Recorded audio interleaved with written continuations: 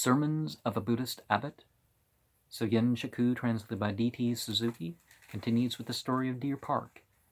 The Deer Park in Benares, where Buddha first caused the wheel of the good law to revolve. And we've already went over to the Sutra of 42 chapters, so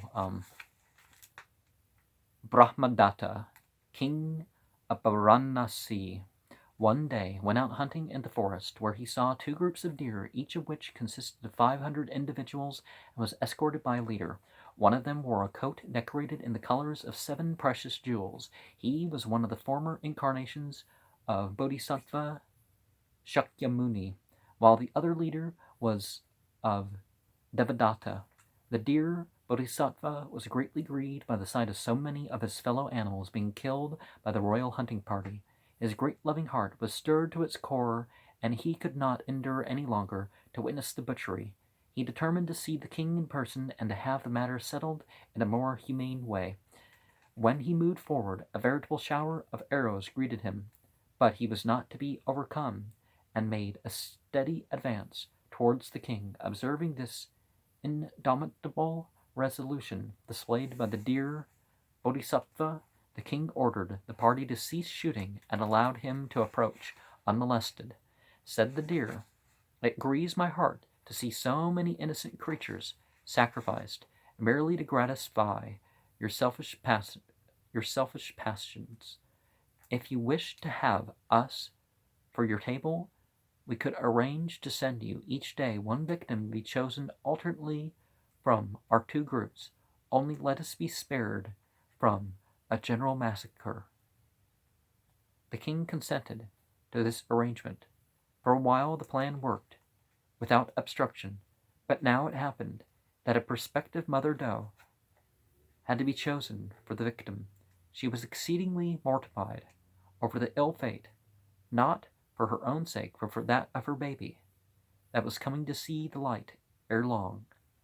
She went to Devadatta, to whose group she belonged, and asked him for a special dispensation, saying that, "It being my fate to be sacrificed this time, I have no complaint to make as far as I alone am concerned, but the baby I am about to give birth to is not to be deprived of existence with its mother, for its doomsday has not yet arrived.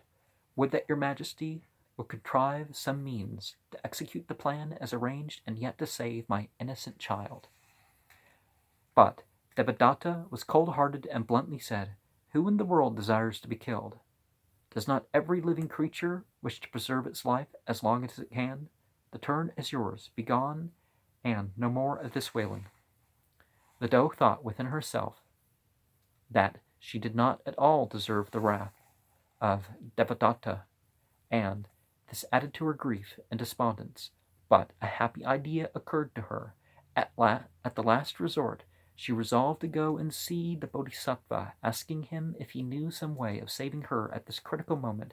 Being questioned by him as to the steps taken by Devadatta concerning this matter, she said, "My king has no compassion for me, but it is enraged without due cause, it seems to me. I know, however, that your love is boundless, and that you are the last refuge for the helpless and despondent. This is the reason why I, though not belonging to your group, am here to ask for your infinite wisdom." The Bodhisattva took a great pity on the despairing mother doe, and thought, "If she has to be sacrificed, her innocent unborn child will have to share the same fate. If a substitute were to be selected, an injustice would be done. The only person that could take her place without disturbing the prearranged order is nobody else than myself. I shall then be the victim this time instead of the mother doe."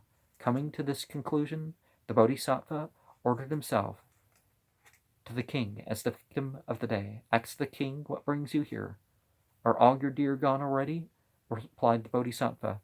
"Your grace and benevolence is known the world over, and nobody would dare violate your injunctions, but it grieves me to see the propagation of my race unnecessarily checked. I have come to the knowledge of such a case today, and I pity it. If I make any change in the order of victims as arranged at the outset, it will be unreasonable. If I do not save the mother, it is against the nature of a sentient being. This is the reason why I present myself today before you. Life is short, and everything is subject to the law of impermanence. Why shall I not practice loving kindness while I am yet alive? The king was so greatly moved by the words of the Bodhisattva and expressed his deep apprehension as follows: It is myself, and not you, that belongs to the beastly creation. I am a deer in a man's form, though you are, in appearance, a lower animal. You are, in heart, a human being, and what makes one differ from another is not the outward signs, but inward reason. If endowed with a loving heart, though a beast in form, one is human. From this day I swear not to delight any more in partaking of animal flesh. Fear not, my friend, but be at ease forever. It was in this wise that the forest was reserved for the deer to roam about in as they pleased, and came to be known as Deer Park.